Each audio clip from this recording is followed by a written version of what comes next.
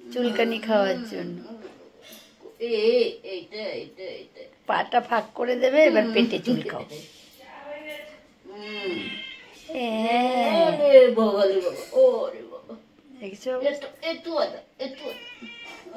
হ্যাঁ, মানে আরো দাও, আরো দাও, আরো দাও। কথা বলে সবসে আদর খাবে। হ্যাঁ, সব থেকে ঘুরে ঘুরে বেড়ায়। তখন থেকে আমাদের ওই বাড়ি প্রিয় হয়ে গেছে, ভাড়া দিতে পারে না, সেগুলোকে দেখা হয়েছিল। ছেলেটা পয়সা পাঠায়। প্রথম প্রথম আমি এসেছিলাম, পালিয়ে পালিয়ে চলে আসতো আমার কাছে। এটা সময় সময় আমি ছিলাম, আলাদা খুলতাম, বাইরে নিয়ে যেতাম। আমি এই বয়সে এসে আর মানুষ আমি এই বয়সে এসে আর মানুষ চিনতে চাই না। মানুষকে যা চেনার চেনা হয়ে গেছে। যদিও চেনা জানার সারা জীবনের শেষ নেই, তবুও আমার মনে হয় বেশি না চেনাই ভালো।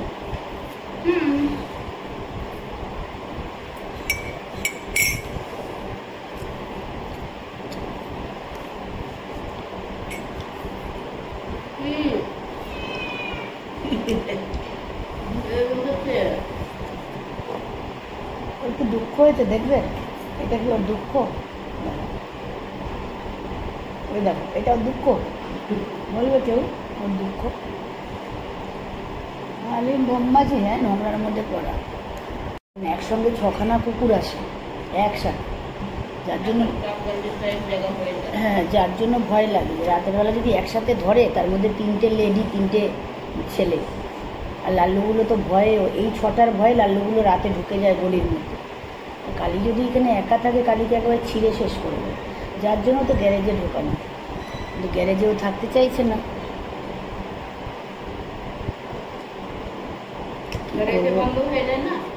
বন্ধ, শাটারটা বন্ধ হয়ে যায়, তলা দিয়ে এতটা ফাঁকা থাকে এবং লাইট আর ফ্যান চালানো থাকে।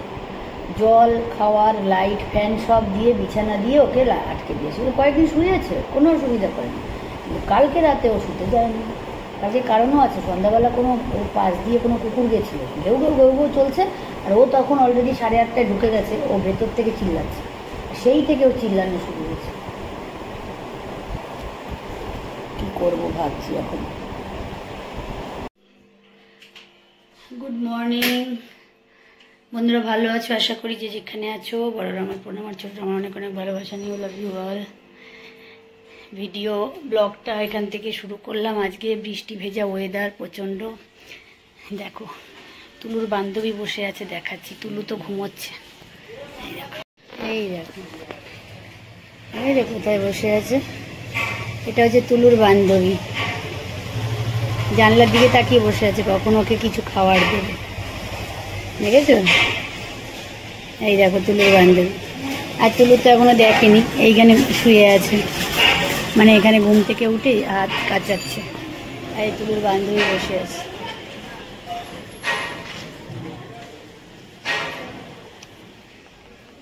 এবার পুজোটা দেব। স্নান সেরে আসলাম, ঠাকুর ঘরটা মুছে পুজো করে নিই, পরে আবার ফিরছি। শুভ সন্ধ্যা বন্ধুরা, ভালো আছে আশা করি। ওয়াকিং থেকে দেখো, কালকে ড্রেসটা পরেই যাচ্ছি, কারণ এটাকে আজকে কাচবো বলে। কালকে এসে কাচিনি, ওয়াকিং থেকে বাড়ি।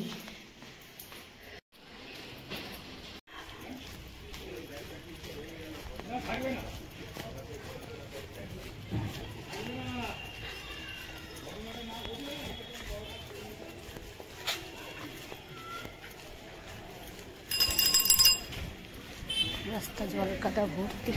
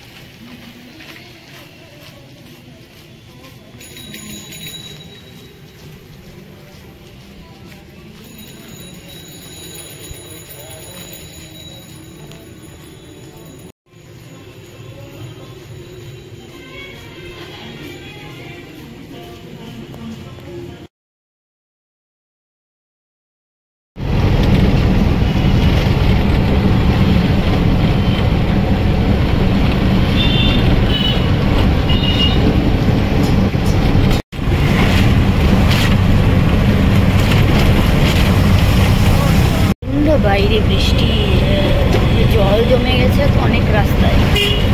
24 ঘন্টা বৃষ্টি হবে কন্টিনিউ, নিউজেই আছে।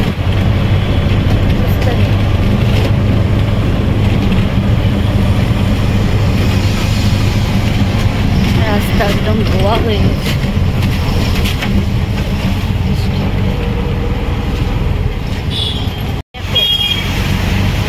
অবস্থা, জল টই করছে।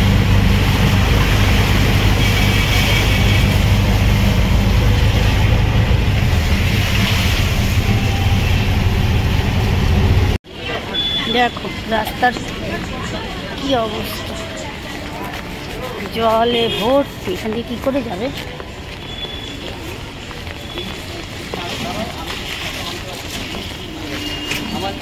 ও বাবা, এ তো পুরো জল। এখান দিয়ে যাবে কি করে লোকে? ও মাই গড, এ তো পুরো জল। এই জলের মাঝখান দিয়ে কি করে যাবো?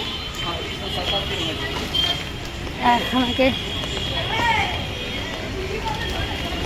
দেখি একটা রিক্সা নিয়ে নি, ওই দিকটায় যেতে হবে। বাট এই জলের মধ্যে পা ডুবে যাবে।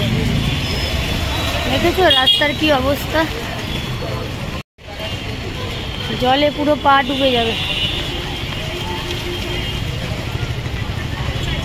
আমার একটা রিক্সা দাদু আছে, রিক্সা দাদুকে পাই কিনা দেখি। দেখো রিক্সা নিয়ে নিয়েছি, কারণ ওখানে জলে নামা যাবে না, এমন অবস্থা। ছাতা সমেত ওই জলটা দেখাচ্ছি।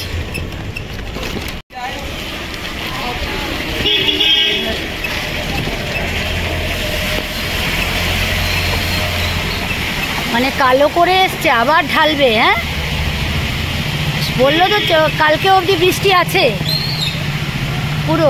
সেই দেখো পুরো গাড়ির চাকা ডুবে গেছে, তো দোকানে জল ঢুকে গেছে। ওই দেখো দোকানের ভেতরে জল ঢুকে গেছে। পুরো 2 দিন হলে তো একদম বন্যা হয়ে যাবে গো, তাই? হ্যাঁ, পুরো 2 দিন হলে বন্যা হয়ে যাবে, জল উঠে যাচ্ছে ওপরে। আর এই রাস্তাটা তো সব থেকে নিচু, দোকান অব্দি জল উঠে গেছে। কি অবস্থা, এই রাস্তাটা পুরো ডুবে গেছে। জয় মা। দেখো ওই দেখো সিঁড়ির, রায় জুয়েলার্সের যে রায় জুয়েলার্স, তার সিঁড়ির ওপরে ছোট সিঁড়িটা অবধি ডুবে গেছে। দেখেছো ভেতরে, বাড়ির ভেতরে জল ঢুকে গেছে। ওরে বাবা, ডেঞ্জারাস অবস্থা। এই ইটটা কিসের? ম্যান হোলের ওপরে দেওয়া মনে হয়। ইটটা কিসের দিয়েছে গো? গর্ত আছে বোধ হয়, না? না, আগে আগে, হ্যাঁ হ্যাঁ, আর একটু আগে। কিন্তু আমি যখন আসবো দাদা, তখন ওই পাশ দিয়ে রোড দিয়ে যেতে পারবো নাকি? নাকি নাকি প্ল্যাটফর্ম দিয়ে যেতে হবে আমাকে? প্ল্যাটফর্মের ওপরে উঠে যেতে হবে, সেটা বুঝতে পারছি না। দেখেছো জল।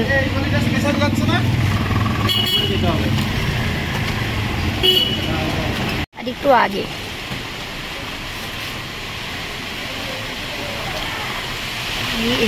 আমি যদি ওই রোড দিয়ে বেরোই দাদা, তাহলে আমি ওখানে জল পাবো? এরকম পাবো না, না? আমাকে যখন বেরোবো যখন, তখন ওখান দিয়ে বেরোতে হবে। এখানে তো পুরো জলে ভর্তি হবে। তাও এই দিকটা একটু কম, ওই দিকটা তো অনেক বেশি।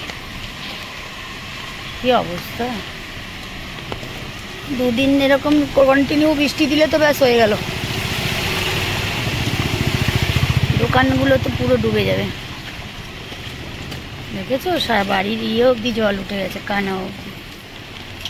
এত সকাল থেকে বৃষ্টি হচ্ছে।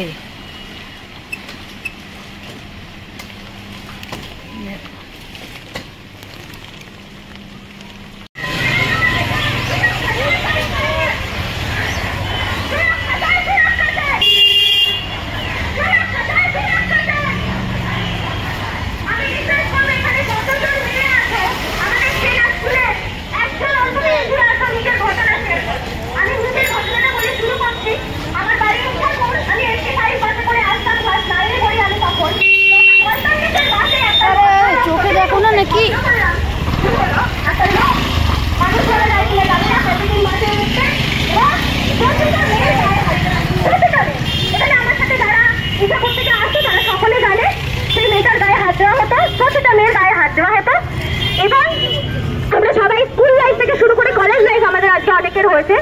আমরা সবাই এটা ফেস করেছি।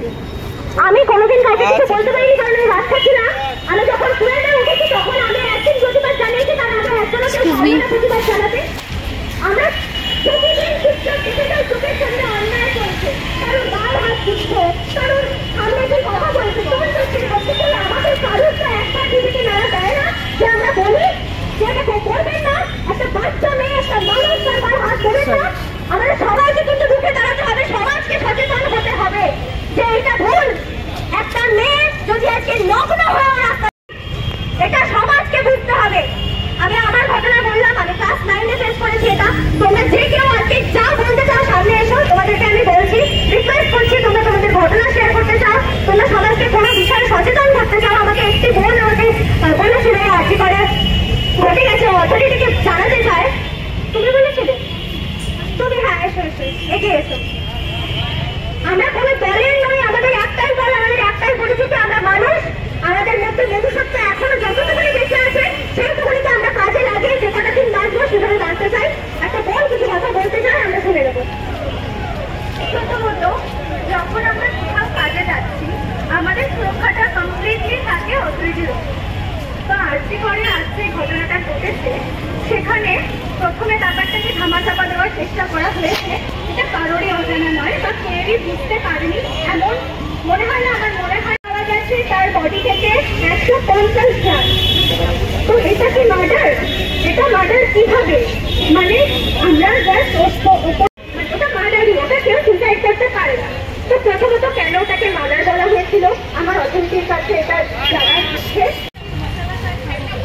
কি বৃষ্টিতে আজকে ভিজলাম, মানে তোমরা ভিডিওটা দেখলেই বুঝতে পারবে কি প্রচণ্ড বৃষ্টি, জল দাঁড়িয়ে গেছে রাস্তায়। যাই হোক, তারপরে এলাম, তো বাইরে গেছিলাম, ব্যারাকপুর গেছিলাম আজকে একটু। তো ওখান থেকে এলাম, এসে বসেছি, বসে থেকে সেই থেকে আলস্য, এখনও আজকে ডিনার করিনি। এত হাঁটলাম তাও ডিনার, মানে প্রথমত রিক্সাতে গেলাম, এত জল, যেখানে যাওয়ার কথা ছিল ওই রাস্তায় ঢুকতে পারছি না। তারপরে নেমে তারপরে পুরো হাঁটা, ওখানে একটু মিটিং মিছিল হচ্ছিল তিলোত্তমাকে নিয়ে, জাস্টিস চাই সেটা নিয়ে, সেখানে একটু দাঁড়ালাম, শুনলাম। কিছু একটু বলার ইচ্ছা ছিল, কিন্তু এত প্রচণ্ড ভিড় পারলাম না বলতে, বলতাম কিছু একটা। তো যাই হোক, তারপরে বাড়ি আসলাম, এসে একটু ফোনের দোকানে গেলাম, এখন বসেছি, এখন কালির ভাত মাখবো, ভাত মেখে কালিকে ঢোকাবো গ্যারেজে। দেখি, কালিকে তো আর এখানে শুতে দেয় না কেউ, এবার গ্যারেজেও থাকতে চায় না, আউ করে চিৎকার করে। যদিও লাইট আর ফ্যান চালানো থাকে, কিন্তু ও থাকতে চায় না ওখানে, ও খোলা ছাদের নিচেই থাকতে চায়। দেখা যাক, একটু ভাত মাখি, তোমরা ভিডিও কন্টিনিউ করো, পরে আবার ফিরছি আমি। সমানে টিভি চলছে, আমার নিউজ চলছে, আমি নিউজ ছাড়া থাকতেই পারছি না এখন, প্রত্যেকটা মানুষই তাই। আশা করি তোমরাও তাই করো আমার মতো। চলো ভিডিও দেখতে থাকো, আসছি পরে আবার।